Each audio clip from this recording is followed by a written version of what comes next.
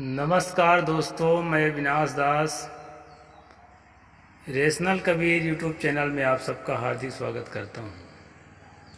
साथियों, यदि चैनल को सब्सक्राइब ना किए हों, सब्सक्राइब ज़रूर कर लें, शेयर करके अपने सभी साथियों तक पहुंचाएं, अपने सभी ग्रुपों में पहुंचाएं, ताकि जन जन तक यह संदेश पहुंचे। इस चैनल का उद्देश्य किसी के दिल को आहत पहुंचाना नहीं है दोस्तों। इस चैनल का उद्देश्य है तर्कशीलता को, वैज्ञानिक सोच को जन जन तक पहुंचाना और भारत में एक वैज्ञानिकता और विकासशीलता का विकास करना। दोस्तों, इसी कड़ी में हमारे जो रेशनलिस्ट महापुरुष हुए हैं, जो तर्कशील महापुरुष हुए हैं, जो महामानव हुए हैं, महान नारियां हुई हैं, उनको अंधविश्वासी बना करके परोसा गया, जातिवादी बना करके परोसा गया, ताकि जनता को अंधेरे में रखा जा सके कि जाति सच है, अंधविश्वास भी सच है, अंधविश्वास ही धर्म है। इसलिए दोस्तों, इसी कड़ी में सतगुरु कबीर साहेब तथागत भगवान बुद्ध के बाद यदि किसी का सबसे ज़्यादा उभरा हुआ नाम है तो सतगुरु कबीर साहब का है। काल क्रमानुसार मैं कह रहा हूँ।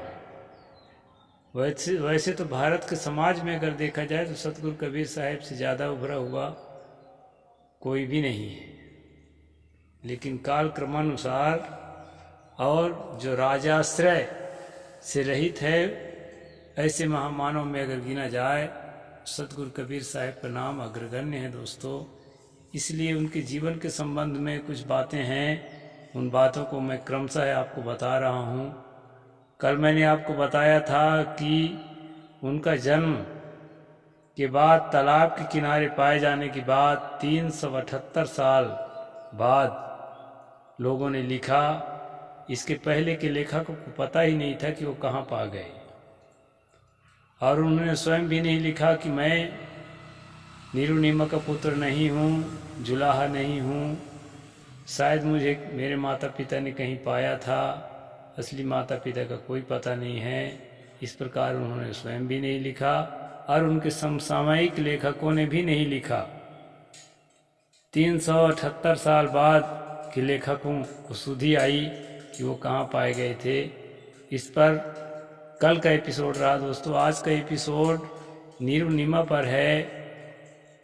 यह तय है और तथ्य है कि नीरू ही सतगुरु कबीर साहब के माता पिता थे, लेकिन छोटी जाति होने के कारण, कोष्ठा देवांगन होने के कारण, कोरी होने के कारण और मुसलमान जुलाहा में परिवर्तित इस्लामिक सभ्यता के होने के कारण ब्राह्मणवादियों को ये जचती नहीं है कि उनको ऐसे माता पिता से जोड़ा जाए। इसलिए उनके गोद से हटाने के प्रयास में क्या क्या कहा गया, उस पर लेखक ने आगे वर्णन किया है, जिसको मैं आपके सामने रख रहा हूँ। नीरू ये प्रसंग है दोस्तों। इसमें लेखक कहते हैं, कतिपय लोगों का तर्क है कि नीरू का नाम 17वीं शताब्दी से पहले नहीं मिलता, अतः कबीर साहब उनके औरस पुत्र नहीं थे। उन्होंने तो उसे लहरतारा तालाब के पास पाया। ये जो है दोस्तों, लहरतारा पाए जाने का उल्लेख 19वीं शताब्दी से पहले नहीं मिलता है, अर्थात लहरतारा की कहानी पूर्णतः प्रक्षिप्त है। 19वीं शताब्दी में लहरतारा में पाए जाने की बात आई है। इसके पहले तो मैं सुना ही चुका हूँ, कहीं पेड़ के नीचे पाने का, कहीं यहाँ पाने का, कहीं वहाँ पाने के बाद जो है आपको मैं कल सुना चुका हूँ। तो लहरतारा तालाब में पाए जाने की कहानी जो है 19वीं सदी में पहली बार लिखी गई है। इसका जो है लेखक यहाँ पर उल्लेख कर रहे हैं। तो साथियों, नीरू कबीर साहब के पालक पुत्र थे, औरस पुत्र नहीं थे, ऐसा जो है लेखकों द्वारा कहा गया है। समीक्षक लेखक जो है इस पर लिखते हैं, पिछले संदर्भ में हमने देखा है कि कबीर साहब के समसामयिक संतों में से किसी ने भी यह नहीं कहा कि कबीर साहब पाए गए थे। यहाँ तक कि सतगुरु कबीर ने भी कहीं किंचित मात्र अपने पाए जाने का जिक्र नहीं किया है। ना ही यह कहा कि नीरू नीमा उनके पालक थे, जन्मदाता नहीं। साथियों, आप देखते हैं कि कोई अपने माता पिता से बिछुड़कर या कहीं से जो है अनाथ आश्रम से लाकर पाला जाता है, तो वो खुद अपने जीवन के बारे में जानता है और बता देता है कि मैं अनाथ आश्रम से लाकर मेरे माता पिता ने पाला है, मेरे असली माता पिता को पता नहीं है। लेकिन इस प्रकार का जिक्र जो है कबीर साहब अपने किसी भी लेखनी में कहीं पर नहीं किया है। पाए जाने के बाद कबीर साहब के जन्म के बहुत बाद अर्थात 18वीं सदी में लिखी गई है, जबकि मैंने 15 प्रमाण दिया है कि कबीर साहब का जन्म मुस्लिम जुलाहा परिवार में हुआ था। यदि कोई कहे कि नीरू नीमा का नाम तो उनके लोगों में से किसी ने भी नहीं लिया, अर्थात नीरू नीमा का नाम काल्पनिक है, जैसा कि श्री सत्यकर साहिब जी का मौखिक कथन है। सत्यकर साहिब जी एक विद्वान मूर्ति हैं दोस्तों, और बहुत सी किताबों के रचयिता हैं, और वो मौखिक रूप से कह रहे हैं कि ये जो है नीरू नीमा काल्पनिक नाम है, नीरू नीमा नाम का कोई भी नहीं था। लेखक यहाँ पर तर्क दे रहे हैं कि वर्तमान में काशी कबीर चौरा मठ से संलग्न नीरू का घर नीरू टीला नाम से विख्यात है। यह स्थान पूर्व में नरहरपुरा नाम से जाना जाता था। यहाँ से ही कबीर साहब के सर्वप्रथम उपदेश देना प्रारंभ किया था। इसी कारण से इस स्थान का नाम कबीर चौरा पड़ा। आज कबीर चौरा एक मोहल्ला बन गया है। वाराणसी में दोस्तों कबीर चौरा एक मोहल्ला है। इसी जगह नीरू टीला में कबीर साहब का जन्म हुआ था। यहीं पर नीरू का घर था और इसी स्थान पर नीरू नीमक समाधि भी बनी है, यानी कि समाधि भी बनी हुई है। नीरू नीमक की उक्त पुरानी समाधि का जीर्णोद्धार आचार्य राम विलास साहेब जी ने विक्रम संवत 2014 में करवाया था, जिसका शिलालेख समाधि में उसकी उत्कीर्ण है। अतः यह स्मारक प्रमाणित करता है कि नीरू नीमा कोई काल्पनिक व्यक्ति नहीं थे, जैसा कि सत्यकर साहिब जी ने प्रश्न उठाया है कि नीरू नीमा बाद की कल्पना है। यह वह परम पावन स्थान है जहाँ सतगुरु कबीर का जन्म एवं पालन पोषण हुआ और आगे चलकर उनके कर्म स्थली बनी। यह कबीर पंथ का पावन तीर्थ स्थान है जहाँ दुनिया भर के कबीर अनुयायी व कबीर प्रेमी दर्शन करने आते हैं। अतः नीरू नीमा ऐतिहासिक व्यक्ति हैं। सतगुरु कबीर साहेब इन्हीं नीरू नीमा के औरत संतान थे। नीरू नीमा को काल्पनिक कहानी मानने व कहने वालों के प्रति मेरा प्रश्न है, क्या नीरू नीमा के अतिरिक्त और किसी का नाम आपके पास है? जब आपके पास नीरू नीमा के अतिरिक्त कोई नाम है ही नहीं, तो फिर आपके तर्क निराधार हैं, बेबुनियाद हैं। यह तो सभी मानते हैं कि नीरू नीमा ने ही कबीर साहब का पालन पोषण किया। जो लोग, कहने का मतलब है, जो लोग कबीर साहब को पाया हुआ मानते हैं, वो भी नीरू नीमा के द्वारा पालन पोषण किया जाना मानते हैं। यदि किसी अन्य ने पालन पोषण किया तो आज तक प्रमाण क्यों नहीं दिया गया? प्रमाण ही नहीं है, उत्तर क्या देंगे? अतः सवर्ण हिंदुओं को, खासकर ब्राह्मण और ब्राह्मणवादियों की यह सोची समझी रणनीति है कि कबीर साहब किसी भी प्रकार नीरू नीमा के और अस्तित्व सिद्ध न होने पाए, क्योंकि नीरू नीमा जुलाहे थे। यह बात उन लोगों को असह्य लगती है कि हमारे शास्त्रा, हमारे सद्गुरु कबीर जुलाहे के पुत्र थे। नहीं, वे तो अवतारी पुरुष थे, सत्पुरुष परमात्मा थे, अयोनिज थे।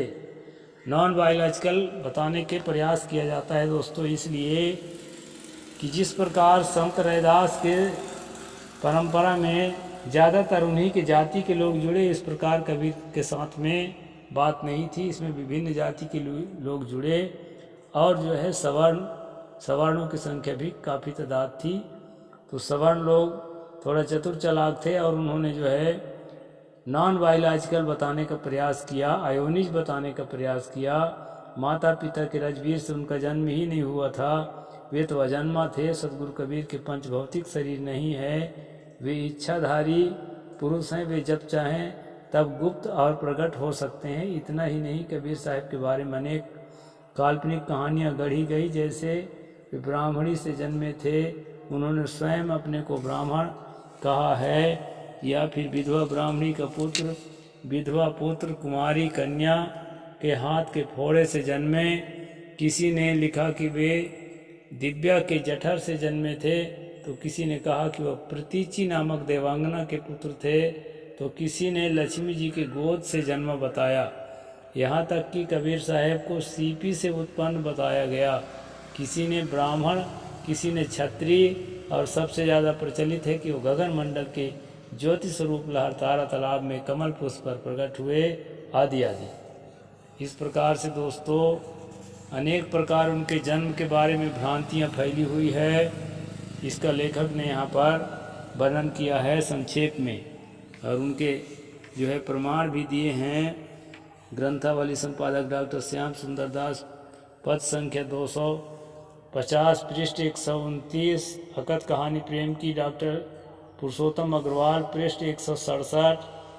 राम रसिका बली, लेखक रघुराज सिंह, प्रकाशन वेंकटेश्वर प्रेस, बम्बई, संस्करण 2013, पृष्ठ 663। डॉक्टर पारसनाथ तिवारी, पृष्ठ 4, प्रसंग परिजात, चेतन दास, लेखक, पृष्ठ 94।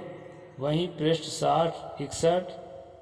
डॉक्टर पारसनाथ तिवारी, पृष्ठ 4-5। भक्ति विजय, संपादक महिपति, अकथ कहानी प्रेम की डॉक्टर पुरुषोत्तम अग्रवाल, सतगुरु कबीर चरितम, लेखक ब्रह्मलीन मुनि, बड़ौदा, 1959। श्री सत्यकर साहिब द्वारा लिखित हस्तलिखित प्रति संत कबीर और ऐतिहासिक अध्ययन, कबीर मंसूर, लेखक परमानंद। इस प्रकार से दोस्तों यहाँ पर लेखक ने बताने का प्रयास किया है कि किस तरह से लेखकों ने अपना अपना मत रखा है कबीर साहब के माता पिता के विषय में। उपरोक्त सारी बातें केवल इसलिए गढ़ी गई कि कबीर साहब नीरू नीमा के औरत संतान सिद्ध न होने पाए। इस प्रकार बीसियों काल्पनिक कथाएं लिख लिख कर इतिहास को पूरी तरह गड्ढमड्ढ कर दिया गया। सच्चाई को स्वीकार करने की हिम्मत किसी बिरले में होती है, शेष तो भेड़िया धसान की गति वाले होते हैं। हमें सत्य को ईमानदारी से स्वीकार करना चाहिए। अरे विधवा ब्राह्मणी के पुत्र या कहीं से पाए जाने से तो कबीर साहब को नीरू नीमक संतान मानने में गर्व की बात है। जो गरिमा व गौरव कबीर साहब को नीरू नीमक के अवरत संतान मानने में वह अन्यत्र कहीं नहीं। मेरा कबीरपंथी संत भक्तों से विनम्र निवेदन है कि माता पिता के गौरव गरिमा को धूमिल करने का कुप्रयास ना करें। धन्य है वह नीमा माता जो सतगुरु कबीर जैसे महान रत्न को जन्म दिया और उनका लालन पालन किया। हमें उनके प्रति कृतज्ञ होना चाहिए। क्या हुआ, वे जुलाहे थे, इंसान ही तो थे। कमल कीचड़ में ही खिलता है। जाति से आदमी बड़ा नहीं होता, गुण चरित्र से महान होता है। कबीर साहब ने जाति को नहीं गुण को महान बताया है। उनकी प्रसिद्ध साखी मनन करें। मानुष तेरा गुण बड़ा, मास न आवे काज, हार न होते आवरण त्वचा न बाजन बाज। इस प्रकार से दोस्तों यहाँ पर कबीर साहब के साखी का भी लेखक ने उद्धृत किया है और ये बताने का प्रयास किया है कि जाति से कोई आदमी महान होता हो ऐसा नहीं देखा गया है। अपने कर्म से, अपने गुण से, अपने कार्यों से, अपने आचरण से, अपने ज्ञान से मनुष्य महान होता है। तो सतगुरु कबीर साहब भी अपने गुण से, अपने कर्म से, अपने ज्ञान से, अपने आचरण से महान हुए। इसलिए उनको ब्राह्मण साबित करने के चक्कर में या गैर शूद्र साबित करने के चक्कर में उनके माता पिता से अलग कहीं की पैदाइश बताने का कुचेष्टा करना अच्छा नहीं है, ऐसा मैं भी मानता हूँ। आपकी क्या राय है कमेंट सेक्शन में लिख करके ज़रूर बताना दोस्तों। सतगुरु कबीर साहब एक मुस्लिम जुलाहा नीरू नीमा के संतान थे और यही तथ्य है इस किताब में। इसको और अच्छी तरह से सिद्ध किया गया है। आगे मैं फिर अगला चैप्टर कल बताऊंगा। साहिब बंदगी। जय जोहार, जय भीम, जय भारत।